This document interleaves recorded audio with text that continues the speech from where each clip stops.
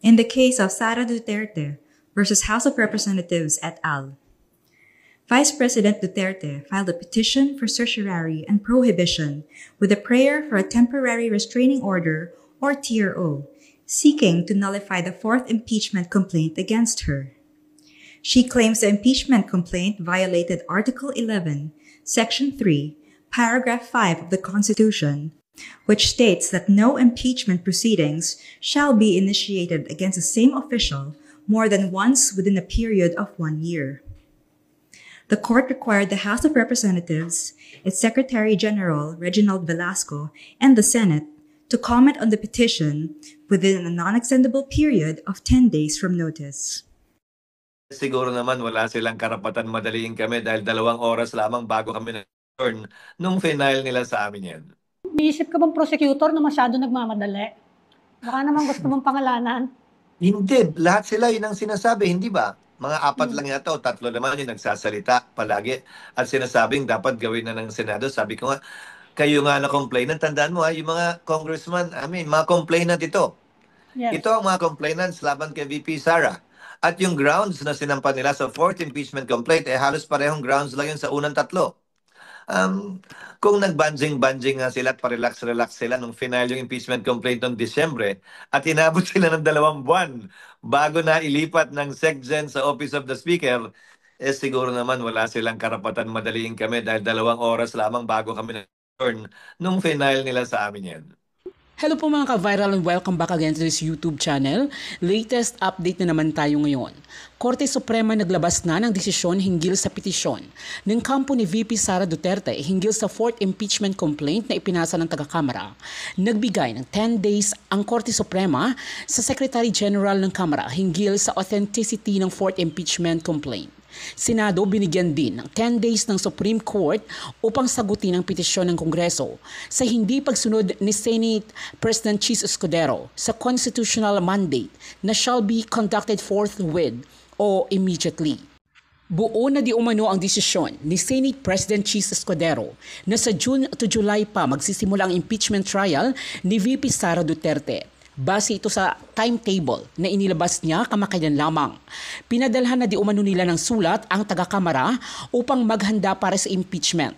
Ang Vice Presidente ay pinadalhan din niya ng sulat upang maghanda sa impeachment trial nila.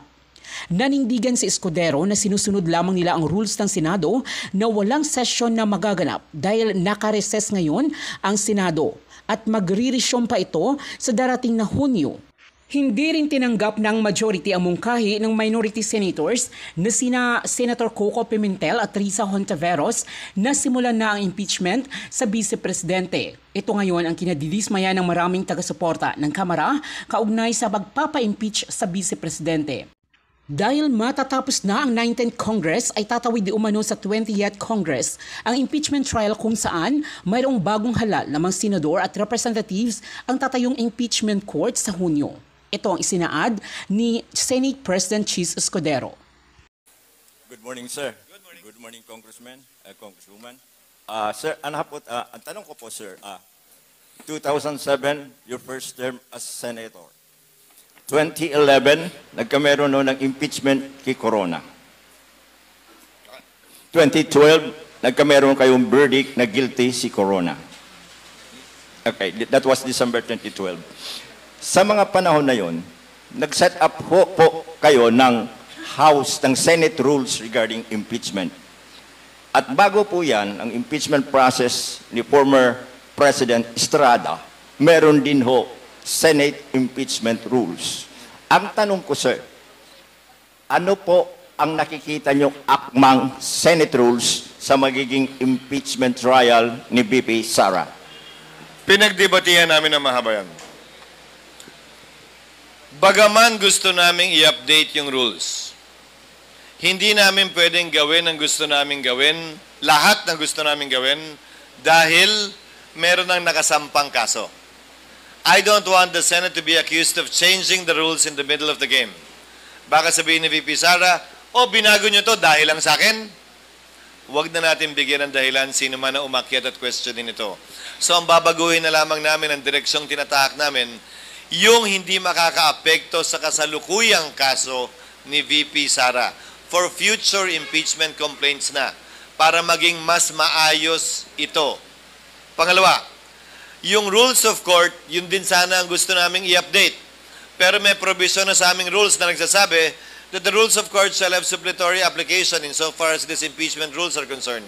So, pasok na doon yung gusto naming pre-trial at judicial affidavit. Yung pangatlo lang ang pinag-aaralan namin ng matindi. Yung pagtawid sa 19th to the 20th Congress ng impeachment. Final ng 19th Congress, madedesisyonan ng 20th Congress. Sabi nung iba, hindi pwede ito dahil kung ang batas nga daw, kailangan magsimula sa simula. Pag nagpapalit ng Kongreso, ito rin daw dapat ganun. Hindi ako sangayon doon. Hindi ito batas. Impeachment trial ito. Sui generis nga, di ba? Class of its own. So wag nilang ihalin tulad sa batas ito. Pangalawa, may prinsipyo sa batas. Kung anumang sinimulan, dapat tapusin. Anong gusto ng mga nagsasabing hindi tatawid ito? Pagdating ng June 30, finish or not finish, para kaming grade 3, pass your paper. Hindi pa tapos magpresenta ng ebidensya ang prosecution o depensa, pagbobotohan na namin. Hindi pa tapos magpresenta ng ebidensya ang prosecution o depensa, i-dismiss namin dahil lamang June 30 na. Hindi ba dapat anumang sinimulan, dapat tapusin? At pangatlo, may president ng Senado dyan. Ang Senate Electoral Tribunal. Ito ang nagdidinig ng mga protesta sa eleksyon sa mga senador. Tumatawid yan ng Kongreso. 19th final, hindi pa tapos yung kaso, tatawid yan ng 20th. Nagpalit ng senador, nagbago ng miyembro sa SET, nagpalit ng justice, nagbago ng miyembro mula sa Korte Suprema, hindi dinidismiss ang kaso. Collegiate Court, Supreme Court, Sandigan Bayan, Court of Appeals, hindi rin dinidismiss ang kaso porkit nagpalit ng mga mahistrado. Tuloy lang ang kaso. Mas malala pa ngayon sa RTC. Yung RTC, isang judge lang yun, hindi maraming judge. Pag nag-retire, na-promote o namatay yung judge, lahat ba ng kasong pending sa husgado niya, dismissed? Kailangan bang i-file uli? Hindi, di ba? Kasi court of record, lahat ng mga pagdinig sa bansa.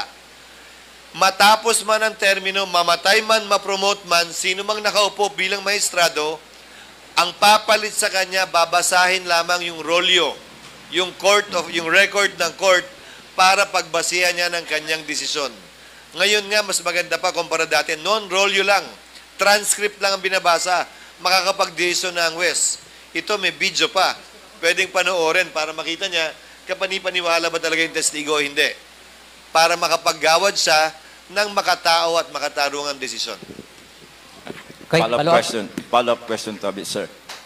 Sir, medyo nabanggit mo ata na ang sasagot sa pleadings, ang susubmit ng pleadings o gagawa ng pleadings sa Supreme Court na dinidemand sa inyo para mag-reply sa motion ni Sara, ni VP Sara, is OSG Guevara. Hindi. Yung petisyon ni VP Sara laban sa kanila. Ay, sa kanya lang, sa pumirma. Hindi laban sa Senado. Yung sasagutin ng OSG bilang abogado ng Senado, yung inihay na isang dating PCGG commissioner na nag-file siya ng petition for mandamus, wanting to compel the Senate to conduct the trial now. Yun ang pinasagot ko sa OSG. Yung petition ni VP Sara, hindi kami party doon. Hindi kami dinemanda ni VP Sara. Ang dinemanda ng kanyang mga abogado at niya ay ang Kamara. Kaugnay sa 1-year ban at saka dun sa verification procedure. Okay, sige. Another. Sir, continuing. Sir, yung composition ng Supreme Court, before nawala si former President Duterte, 13 justices ang na-appoint niya. Kasama na doon si Diosdado Peralta, naging Chief Justice. And siguro sa ngayon, majority of the members of that court, mga appointees pa ni former President Duterte. Kung ano man po ang mahihain ng kampo ni VP Sara against sa predicament niya ngayon sa Supreme Court, anong tingin mo, sir? kakatig ba ang rule of law o kakatig ang sinasabing oy, tao ka namin dati? May kakadisbar lang na abogado dahil pinintasan ng Korte Suprema. Wala akong balak sumigunda ron. Bilang abogado, I am an officer of the court and would not be one to accuse nor to raise questions about the credibility of the court. Pero ang masasagot ko, kasaysayan na lang. Ang Korte Suprema hindi pa kumatig sa sinuman kaugnay ng impeachment. Maliban na lang kung Chief Justice ang ini-impeach mismo. Sa kasaysayan, Davide, nag-issue sila ng TRO laban sa Kamara para sa impeachment na inihain laban kay dating Chief Justice Davide. Chief Justice Corona, nag-issue ng TRO ang Supreme Court para wag buksan yung foreign currency deposit account niya. Ang House, nung panahong yon, nasa Congress pa ako, hindi namin sinunod yung TRO ng Supreme Court. Pinagbotohan pa rin namin, pero walang 1/3 kaya na-dismiss. Ang Senado, nung panahong yon, ni Chief Justice Corona, nagpa siyang sundin yung TRO ng Supreme Court. So, magkaibang desisyon ng Kongreso, magkaibang pasya ng Supreme Court, pero kaugnay lamang sa isa sa kanila, hindi laban sa ibang impeachable officers. Kabilang na si dating Pangulong Estrada, si Mercy Gutierrez, at si Luz Tangcangco, kung maalala ninyo, at si Desierto. Walang inisyo at hindi nakialam ang Korte Suprema doon. Ito po yung nagpapakita na yung talagang direction po ng Quadcom ay nasa tama na direction. Dahil we were able to unearth yung mga cobwebs nung lahat ng mga sophisticated na mga networkings ng mga illegal operators ng Pogo dito. At least nakadagdag yung tama po yung sinabi ni hindi lang dun sa immediate na pagban dahil ang presidente alam talaga niya na na kung ano magiging effect nito at paano dapat mag-move forward ang Pilipinas without this kind of illegal industry. Pero the House of Representatives from our end, the Quadcom, was able to at least come up with an institutionalized policy that would really deter the coming in or the resurrection of these illegal activities like Pogo. Thank you, Earl. Let us recognize Bibian Gulia from ABS-CBN2. Follow-up lang po dun sa question ni Earl kasi nabanggit ni Kong Zia kanina, si Presidente ay walang lining, wala kayong nakikitang lining na maging diktador. Sabi ninyo, he's very diplomatic, respects separation of powers. I wonder lang kung meron ba kayong nakikita ng mga leader na may leanings na maging diktador? Nakikita sa ngayon?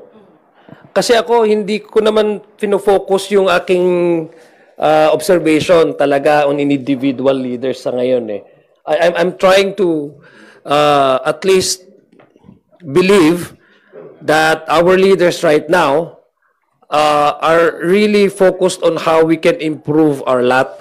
But there are certain, since nagkakaroon election kasi tapunan ito ng political propaganda. Oo. It's for me personally, I would say that those people who have been in power and yet used their power to censor perceived political enemies has the tendency of a dictator. Taong bayan po ang magdidesisyon dyan. Sila din po magpapaupo kung sino man ang mga susunod na leaders ng ating bansa. At naniniwala ako na ang taong bayan alam nila kung paano mamili ng tamang leader. Okay, move na po ako dun sa updates on impeachment.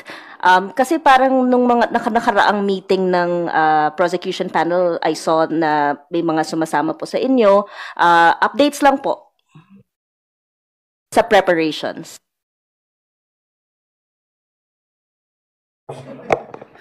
Yes, yung prosecution panel, actually we're not part of the prosecution panel, but as far as we know, they are doing their best in preparation for the upcoming trial sa Senate.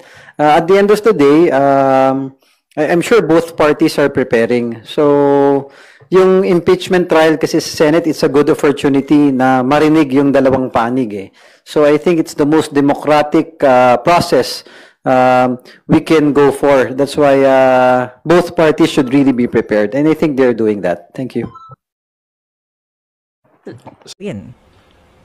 Hindi ko po alam kung anong mangyayari dahil hindi pa nangyayari yan noon.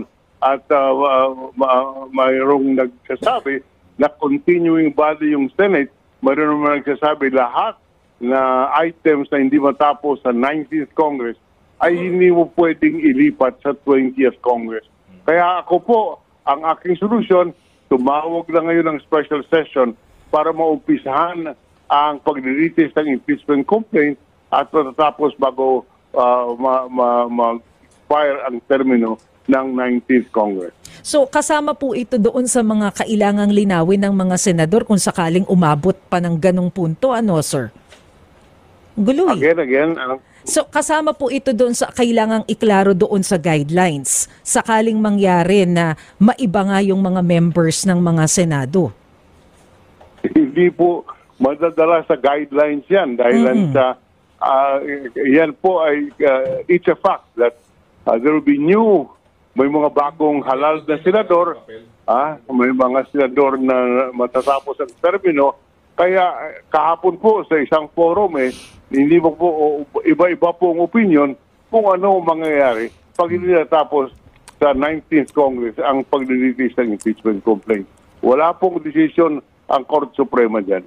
Oo. So kumbaga ang tinutukoy ni Senator Frank Maricel is that to avoid that conundrum ng legal question dito sa 20th Congress continuation ng trial, ngayon pa lang 19th Congress tapusin na. Tama po. Yan po ang aking payo. Tumawag na ng special session, umpisahan na yung impeachment trial at nakakasiguro po ako na bago matapos ang 19th Congress, matapos po yung pag-release ng impeachment articles. Pero sir, kahapon, nag-file ng petition ang kampo ni Vice President Sara Duterte before the Supreme Court asking for temporary restraining order. Dahil nga daw po parang sumobra na yung impeachment complaint na ifinailaban sa kanya. Abay, nalabag na yung 1-year bar. Kumbaga. So, pwede pala yun? Pwede ba yun na makialam ang Korte Suprema sa impeachment case na supposedly ay Senado ang may hawak? Sa akin po, hindi po pwede yan. With all due respect, sa atin pong saligang batas, nakalagay, the Senate shall have the sole power to try and decide all cases of impeachment. Ulitin ko lang, the Senate shall have the sole power to try and decide all cases of impeachment. Ang kapangyarihan po upang dinggin ang impeachment complaint ay ang Senado lamang. Hindi po pwede ang Korte Suprema. So, ibig sabihin po, sir, merong choice ang mga senador not to follow kung sakaling maglabas ng desisyon ng Korte Suprema tungkol dito? Hindi ko po masagot yan. Yan ang magiging problema. Dahil wala pa pong desisyon dito, pwede sabihin ng mga senador, by separation of powers tayo at nakalagay sa saligang batas, kami po ang may kapangyarihan to try and decide the impeachment. Kaya magkakaroon po sa akin na hindi ko po masagot kung ano mangyayari. At pwede pong i-ignore. Pwede yan. Hindi ko sinasabi ignore nila. Pwede nila sabihin, hiwalay kami, we have separation of powers. Sa aming tingin, kami ang dapat mag-release nitong impeachment complaint. Kaya, sorry Mr. Court Suprema, hindi po namin masusunod ang inyong utos. Tinyo na lang daw yung na-approve at na-publish na impeachment rules ng 19th Congress. Pwede naman talaga namin gamitin yon at isa yon sa pinag-aaralan namin.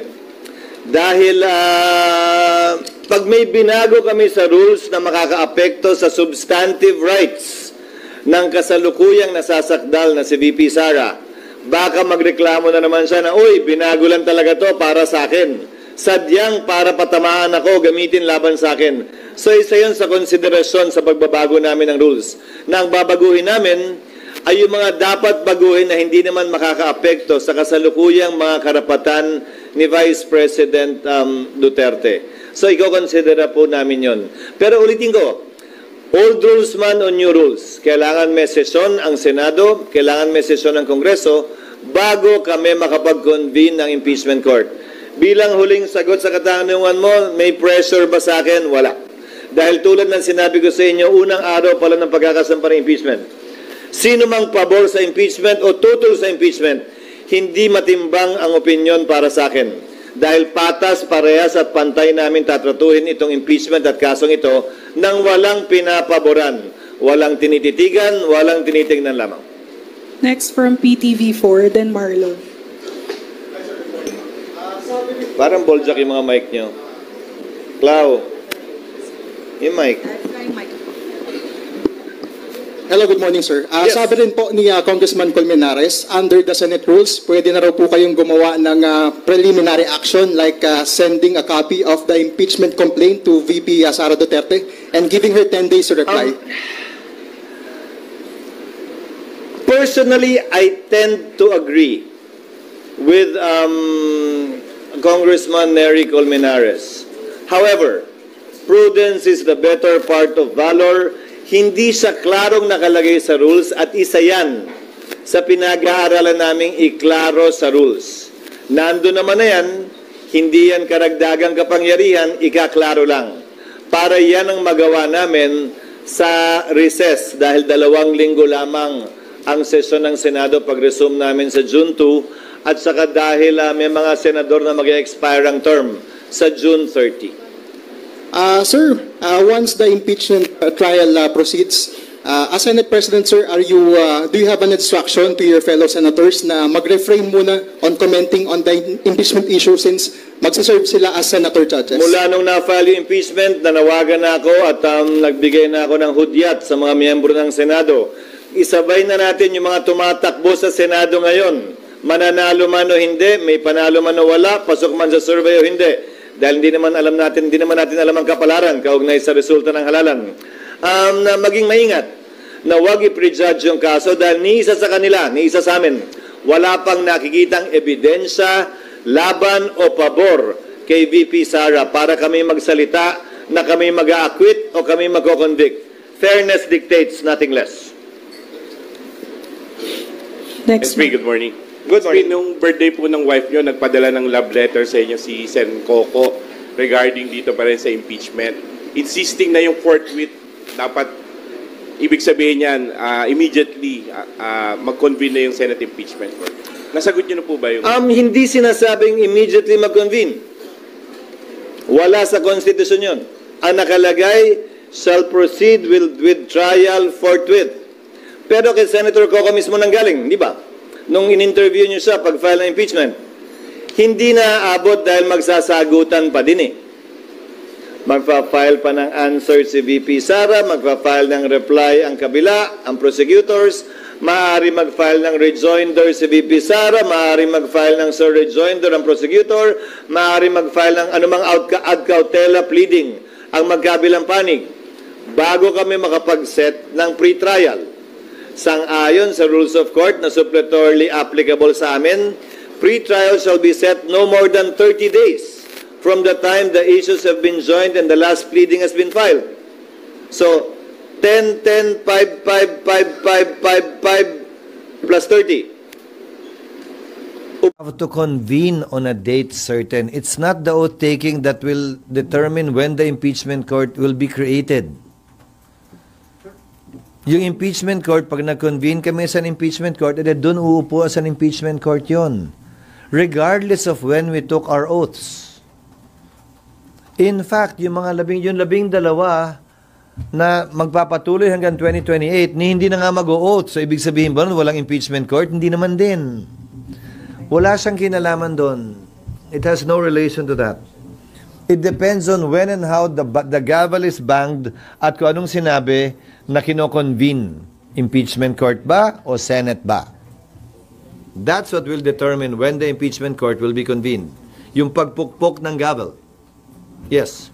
Sir, according to the letter that was shared on your Viber GC, ang schedule ng trial by June 30 is from 9 a.m. to 2 p.m. That's what we're proposing, but again, this is a proposal subject to the majority so that our legislative work will not be affected. Sir, I will admit that I was already here during the Corona trial. I remember noon to Sawa. Bakit hindi ganun ang schedule nyo this time? Yung trial? Oo. Kasi nung Corona to Sawa. Again, kasi naepektuhan ng labis yung aming legislative function at legislative work. Ngayon, malaking bahagi ng Corona impeachment nangyari din nung recess. So wala naman talagang sesyon. Committee hearing lamang ng umaga ang meron. So pwede talaga yon. Pero kung meron kaming sesyon, hindi namin pwedeng isuspended animation ang legislative work ng Senado, lalo na pag-uusapan dyan, yung pinaka-importanting piraso ng legislasyon na dapat ipasa ng Kongreso, ang taon ng budget. Sir, pero kung 9 a.m. to 2 p.m. at itong i-adopt by your colleagues, kailan ang schedule nyo for committee hearings? Kasi you will all be... We will allow committee hearings to conduct We will allow committees to conduct hearings during session. Unless may kailangan pagbotohan that their physical presence would be needed in plenary.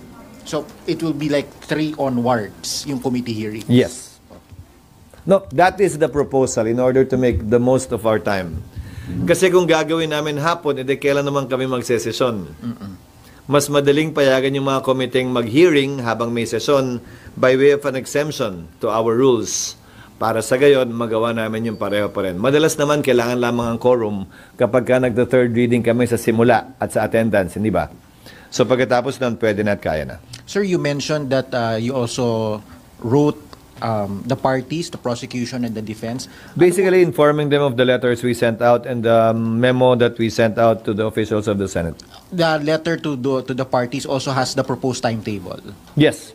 So essentially, as an attachment to the letters to the senators. So essentially, kung ano yung sinare nyo sa amin, can we get a copy of the letters to the parties? Yes. Okay. Pinabigay ko na kanina pa eh. Sir, yung pong kukuhain natin na private lawyers. Ibigay nyo na nga. Bigyan nyo kayo. Ilang pa kopya meron kayo? Isa lang o tatlo? Kulang yan. Isang kopya lang yan. Sir. Kasi naman. Sir, yung legal Tatanda team. ako sa inyo. Yung legal team, sir, meron na pong kausap talaga na makakapartner yung Senado? Wala pa. Yung unang kinausap namin, tamo kaya ayokong banggitin sa inyo nung una, tumanggi. Dahil yung kanilang mga commitments prevents them from participating in supposedly highly politically charged cases. So we are still searching. But in the meantime, the Solicitor General will stand and represent us in any litigation before any court, most likely before the Supreme Court. Isa pa lang naman yung sa amin, di ba? Yung mandamus kaugnay ng pag-hearing. Isa pa lang, di ba?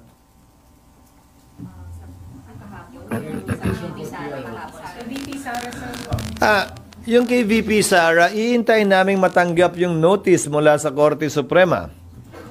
Because as I understand it, I've read the petition. There are no allegations against the Senate in the petition itself. The Senate was merely included as a necessary party dahil sa amin nakafile yung case eh. Pero wala namang alegasyon laban sa amin, wala ring hinihiling laban galing sa amin. In fact, diretso nyo nalang hinihiling sa Korte Suprema na ipadismiss ito. So, i-refer namin malamang ito sa Solicitor General matapos naming matanggap yung notice kung talagang pinapa-comment kami o hindi. Dahil sa pagkakaalam ko, hindi rin kami named party dun sa nabasa kong petisyon. Baka iba kasi naisaad ng spokesperson doon sa actual na notice na matatanggap namin. So we will formally await the notice coming from the Supreme Court. As of today, wala pa kami natatanggap kaugnay sa petisyon ni Vice President Sara. Sir, sorry, ito po bang mga steps na tinitake ngayon ng Senate, is this in response to people who are commenting na ay walang ginagawa, inuupuan lang ng Senate? No. No. It took us this long to be able to do these things again because we are acting on it prudently. We are not rushing, but neither are we delaying. This is not in response to any call or clamor or kahilingan ng kahit sino man, lalo na mga partisano o bias ng mga tao. Ito ang trabaho po namin. may humiling man o wala, may clamor man o wala, ano man ang sinasabi ng mga bias o wala. Sir, sorry, isang question pa Yes. po dun sa legal team. Sir, ano po yung mga challenges na hinaharap ng Senado kung bakit mahirap kumuha ng legal team na tutulong po? Una, syempre, hindi naman ganun kadaling magbayad ng abogado dahil public funds ito. Depende kung magkano. Syempre, yung malalaki at magagaling, quote-unquote, malaki, meaning maraming malalaking law firms. Syempre, mahal yon sa tinitimbang namin, binabalansin namin syempre.